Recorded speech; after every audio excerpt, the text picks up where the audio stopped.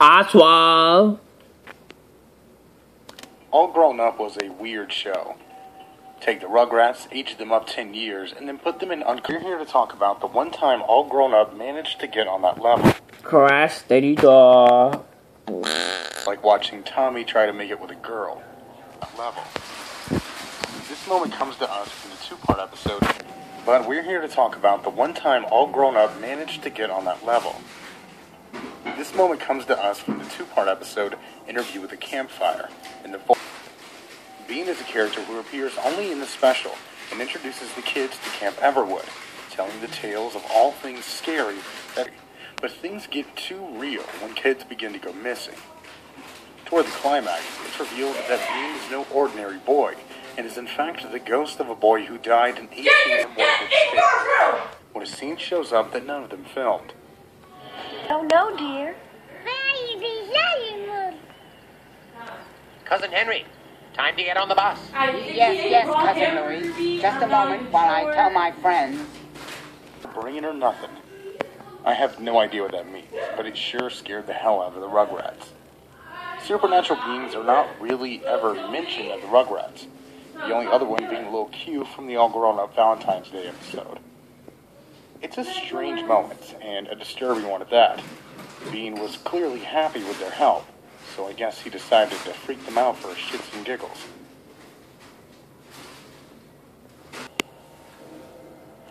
All Grown Up. When it comes to disturbing moments, Invader Zim features them, and from this series is disturbing for two reasons. One taking place in the context of the show, and one in real life. In the episode Dark Harvest, Zim finds that none of his organs resemble that of a human of head visions and has to go to the nurse. Realizing that the nurse will discover his alien organs, Zim decides to steal the organs of humans in the school, putting inanimate objects in their place. The Zen Tea House? You invited me? 3 months ago? Then we better hurry, we're late.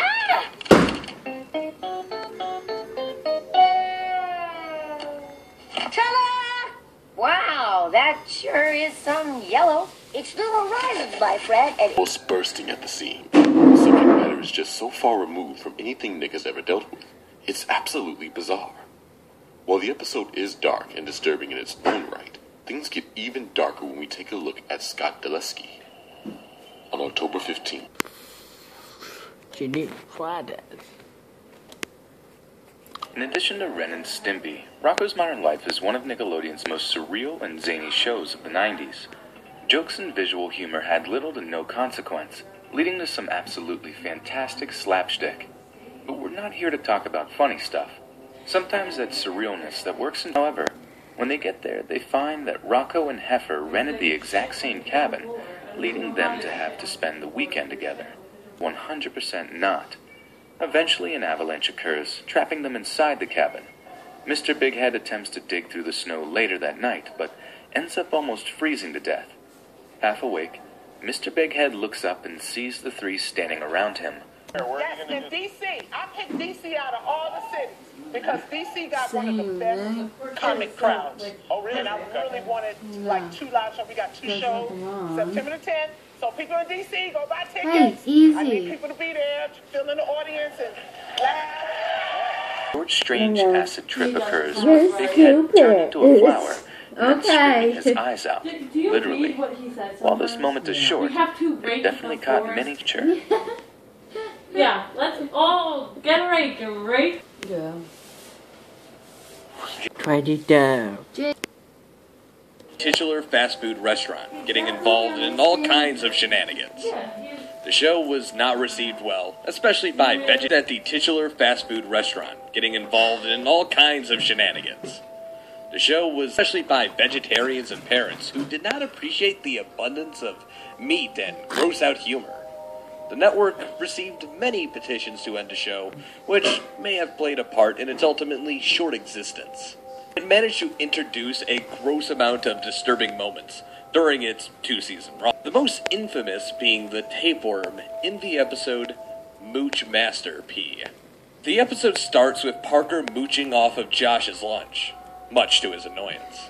He continues to mooch off of everyone in the food court until he has earned the title, the Mall Moocher. Strange things begin occurring after eating the raw burger. He's unable to deliver food orders either, as those disappear into thin air. Josh records Parker trying to eat, and feeling that an enormous tapeworm is now living inside of his stomach, thanks to the raw burger he ate. The two get the tapeworm out, yanking it from Parker's stomach and into his arm, where it writhes around chaotically. Think of how to remember yellow and pink. Hey, you made a rhyme. How about this rhyme? My friends and I say it when we jump rope. Mrs. Dink likes to wink when Mrs. Bello plays her cello. Afterwards, an Australian man comes up and asks to buy it for a zoo. The boys agree, they hand it over to him, and then the man swallows it whole.